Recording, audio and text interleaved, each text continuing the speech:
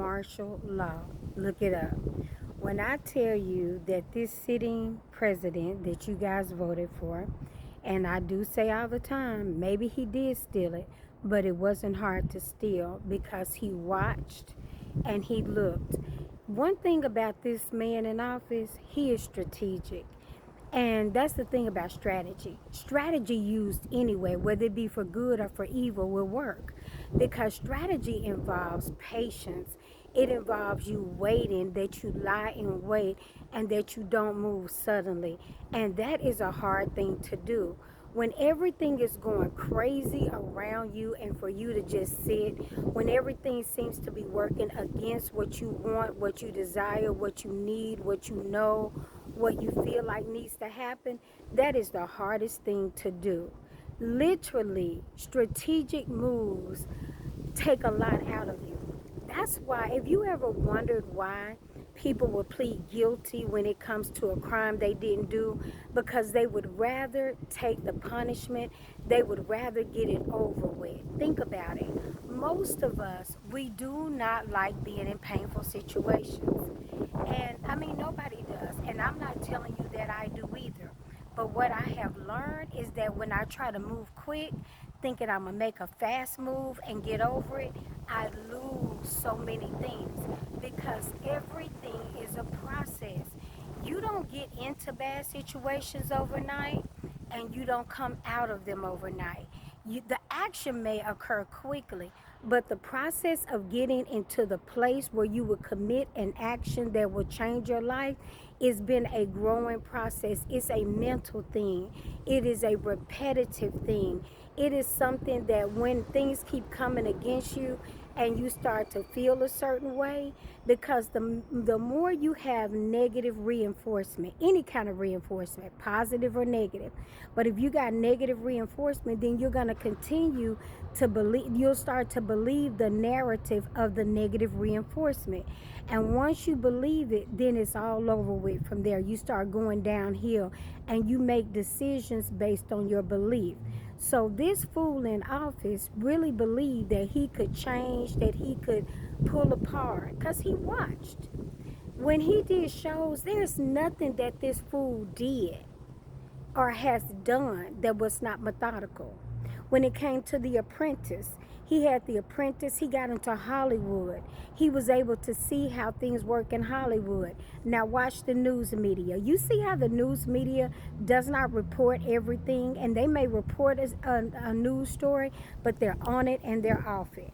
You don't see a lot of the Dan Rathers and a lot of people that do investigative reporting on this thing that we call Trump, on this fool. You don't see a lot of it because this man has gotten into the media and he's dismantled. He sponsored the beauty pageants, and he's gotten into everybody's pocket. And then, in the craziest move ever, when he ran for president, nobody thought he would win, but his timing was methodical. Because let's face it, America was not ready for a woman president. And while we really wanted to believe that we are, we were not. And so it was easy. It didn't matter what he said. Nobody was voting for Hillary Clinton, period. Now, there are some of us that did, but ultimately, when you think about it, did you really think she would win? You can say all the jokes you want to. You can say everything about how she was a success behind President Bill Clinton. But being the success behind and being at the helm of the wheel is two different things. So he worked in Hollywood. He knew the people. He knows how the ratings are. He knows what to say. He knew when he took out that ad against the Central Park Five, who was 5 innocent black and Latino young men, he knew it would carry weight. He watched it. He said, and he watched everything go in motion. This man he didn't do anything by chance. He says a lot of ignorant things, but he watched. He even said, if I ever run for president, I would run as a Republican. Well, what did he do? Republicans are ignorant. A lot of Republicans are racist. They don't care. They just do everything. The funny thing about the tariffs is that literally it's the Republican Party that dismantled the manufacturing in America and sent everything over to China. So you cannot get mad, and that's why they're not saying anything. Because as he talk about the tariffs, and he talks about they can't say anything. Why do you think he says it so much? Why do you think he's comfortable talking about it? Now, you got to be crazy not to know that they did it. You got to go back and look. Everything, that's the funny thing. None of us will go back and actually do the work. If you go back and look, you can go back and trace it back to the Republican Party. The immigrant laws that he always blames on the Democrats, you can go back and check. Ronald Reagan was the first person, a Republican president, that signed that the immigrants could get benefits as they waited on their status. Go back and look. Republican. So when he comes out, when Trump comes out against things, the Republicans can't do anything but jump on the bandwagon and go, yeah, yeah, yeah, yeah. They have to speak up because he is really busting them out and calling them out because his loyalty is to nobody but himself. So they don't want you to think about and go, oh, wow, we did do that. Go look it up. Go read and check out the Tax and Jobs Act of 2017.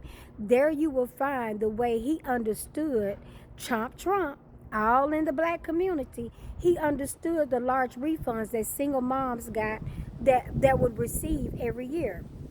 And he said, we've got to stop it. What we're going to do is put more money back in their pocket every week. Okay, now let me do the math for you. When it comes to the financing of it all, when you get a tax refund, you're really getting your money. Now, people say that all the time, and I tell people all the time, financially, that sounds so elite and so great, and it is correct. However, let's look at the numbers. If I change the W-4, which he did, go look up the W-4. Go look up a W-4 from 2005 and then look up one now, and you will see the difference. Or you really can go back to 2018 or 17, I want to say, because it's the Tax and Jobs Act of 2017 that led to the changing of it. So they and then they eliminated your ability to choose. There used to be a time when you could go in and change your your W-4. W-4. You could change your W-4 and you could say, okay, at the beginning of the year, I'm going to carry 0 dependents, and you take out a lot of taxes. By June, most people knew to go change it and put more dependents so that no federal taxes came out, so that at the end of the year, toward Christmas, they brought home more money. Well, one of the things that Trump said was, we want to stop issuing all these refunds, because you know why? The refunds go to the people that suffer all year. He didn't want you guys to get the money. He didn't want middle class or poverty level people to get it. He said, so we're going to put more money back in their pocket when they can really use it. Like I said, that sounds good. So let's do the math. You put back $75. I'm going to go high. $75 every 2 weeks. That's not tax. That comes back. Literally, what can that $75 do even before inflation? Even before things got as crazy as they are now, what can you do with $75? Maybe some groceries, a few, maybe some gas, but that's really it. Now, that same $75 being held by the IRS for a year, along with the child tax credit and the earned income credit. Now that same money becomes from $75 every 2 weeks to $5,000 to $6,000 in one lump sum. That is a huge difference and a big difference for a single mom. Now she can pay down something. She can go buy her kids clothes. She may put down a down payment on a car. She can really make a difference and a dent. And most people look forward to that. So they didn't understand it when he was taking it away. All I'm telling you is that everything about this fool has been methodical, and it's called martial law. And when he gets through bankrupting America, and we're in dire straits, and everybody is desperate, he'll call martial law so that we will not hold an election. That's where this is headed. And when he does that, that's how he'll stay in office. That's why he's tearing up the White House to redecorate it, because he's not planning to go. The writing is on the wall. You better read what's going up.